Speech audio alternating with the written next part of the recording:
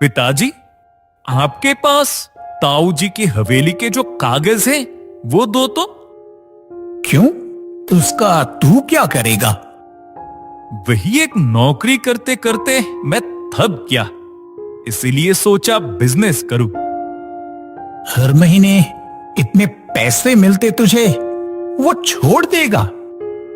वो सब छोड़ो, ताऊ तो कब के चल बसे। आखिरी जो किराएदार थे वो भी लापता, जो किराया आता था वो भी आता नहीं। तो क्या?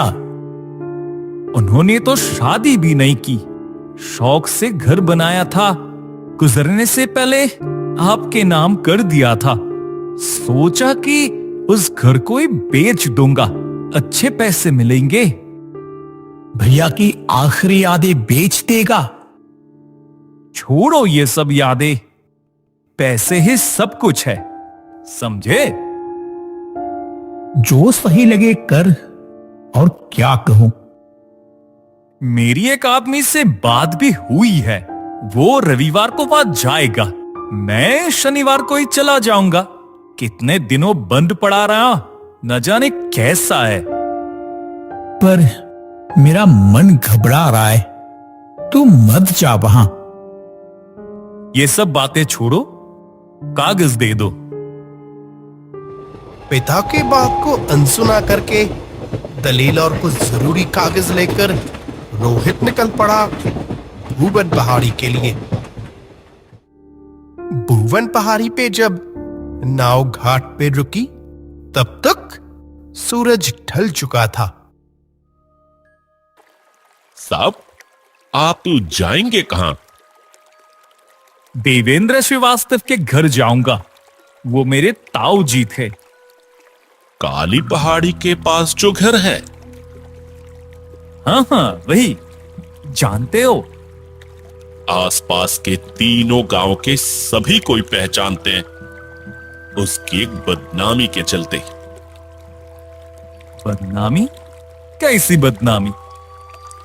वो घर तब भूतिया है। भूतिया घर? ये क्या कह रहे हो? भला भूत होता है क्या? सब जानते हैं, वहां भूत रहते हैं। कई लोग पास से जब गुजरे हैं, कितनी बार भयानक सी आवाजें सुनी है। मांझी की बात सुनकर रोहित को गुस्सा आ रहा था। आप फिक्र मत करो, मुझे कुछ नहीं होगा। साहब, वहां रात को मत जाना। रोहित उस ओर ध्यान ना देकर चलता रहा। ये अनपढ़ लोग कुछ आवाज क्या सुन ली, बस घर में भूत आ गया। पक्का खाली घर पाकर कोई कब्जा कर बैठा है। दिखाता हूं, आज ही उन सबको बाहर निकल कर ना छोड़ा तो मेरा नाम भी रोहित नहीं।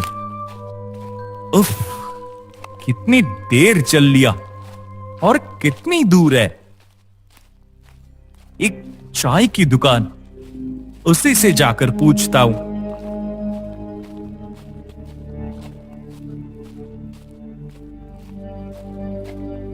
प्रिया, वो काली पहाड़ी और कितनी दूर है? काली पहाड़ी? इस रात में वहां पे?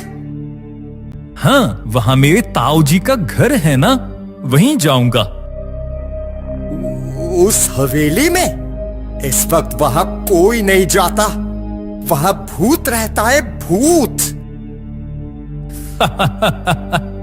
वो सब भूत वूत कुछ नहीं होता, सब मन का वहम। जगह कितनी दूर है वो बताओ। उस रास्ते से थोड़ी देर चलते ही पहुंच जाएंगे, पर आपको मैं पहले से ही सावधान कर दे रहा हूं, वो भूतिया हवेली है, वहां आप रह नहीं पाएंगे। पहले पहुंचू तो फिर देखा जाएगा। चलता हूं, शुक्रिया।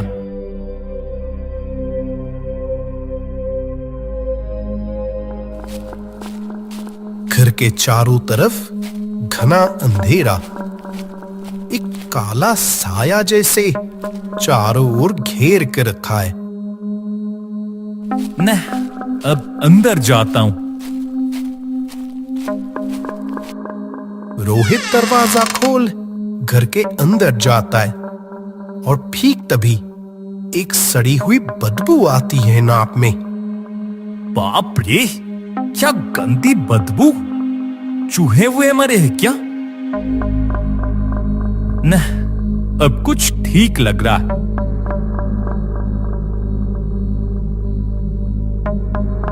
ठीक तभी रोहित एक झलक देखा, खिड़की के बाहर अंधेरे में कोई खड़ा है, चमकती हुई नजरें रोहित की तरफ। कौन कौन है वहां? नहीं, कोई नहीं। और ज्यादा सोचता नहीं रोहित। और देर करना ठीक नहीं होगा। कल सुबह ही हवेली देखने आएंगे वो सब। नदी घाट पर लेने जाना होगा उनको। सावधान रहना और वहां का काम निपटा कर कल ही घर वापस लौट आना। अच्छा ठीक है, इतनी चिंता मत करो।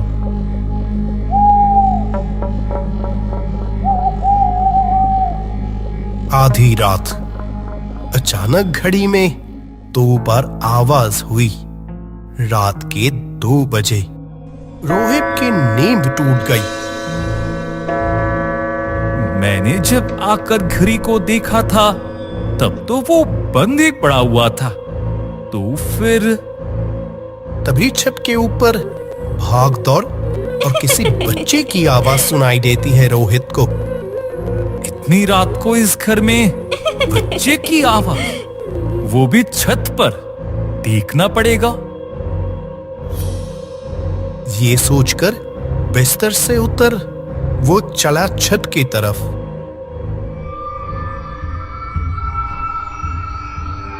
ये क्या? तुम हो कौन? यहां पर आए कैसे? अरे अरे, उस तरफ मत जाओ, गिर जाओगी। रोहित की बात खत्म होने से पहले बॉल को पकड़ने जाकर छत से नीचे गिर जाती है वो। अरे उसने सोचा था नीचे जाकर एक भयानक मंजर दिखेगा, लेकिन ये क्या? कोई नहीं। मैंने इतनी भूल कैसे देखी? अभी अभी देखा बच्ची को नीचे गिरते, और अभी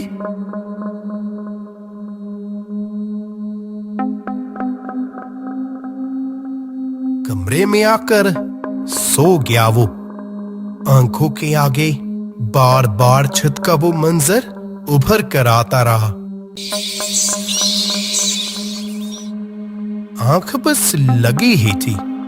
ठीक तभी रोने की आवाज, नहीं, किसी एक की नहीं, 2 लोगों की, आदमी और औरत की।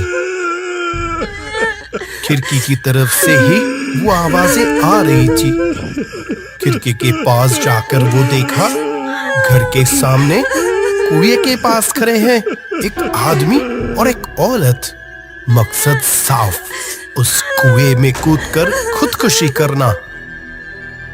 जिसके लिए जीना वो ही ना रहे तो हम भला क्या करेंगे जी के। ये क्या कर रहे हो आप लोग? पीछे आइए, मैं कह रहा हूं। वो दोनों जैसे रोहित की बात सुन ही नहीं पाए, दोनों कूद जाते हैं नहीं। कुएं की गहरी खाई में। 2 बार भारी कुछ करने की आवाज, और फिर सब शांत। इतने में रोहित सच में बहुत डर गया था। यहां आने के बाद से ही क्या सब हो रहा है? पहले छत पर वो बच्ची, और अभी ये लोग। ये सब क्या हो रहा है मेरे साथ? जैसे ही वो पीछे मुड़ा, तभी देखा, छत पे देखी वो बच्ची, और कुछ ही पल पहले देखा वो आदमी और वो औरत उसके बिल्कुल सामने हवा में नजरें रोहित के ऊपर। धीरे धीरे आगे आते हैं रोहित की तरफ। आओ, हमारे साथ रहोगे। आओ। आओ चाचू, मेरे साथ खेलोगे ना? आओ। नहीं। चीख कर बिस्तर पर उठ बैठा रोहित। उफ, क्या भयानक सपना। वो लोग लगता है सच ही कह रहे थे। ये हवेली छोड़कर आज ही निकल जाना होगा। घर के सामने उस कुएं की तरफ नजर गई रोहित की। कल रात के सपने याद आते ही कुएं के पास गया वो। कुएं के अंदर झांकते ही अपने जिंदगी का सबसे बड़ा झटका लगा रोहित को।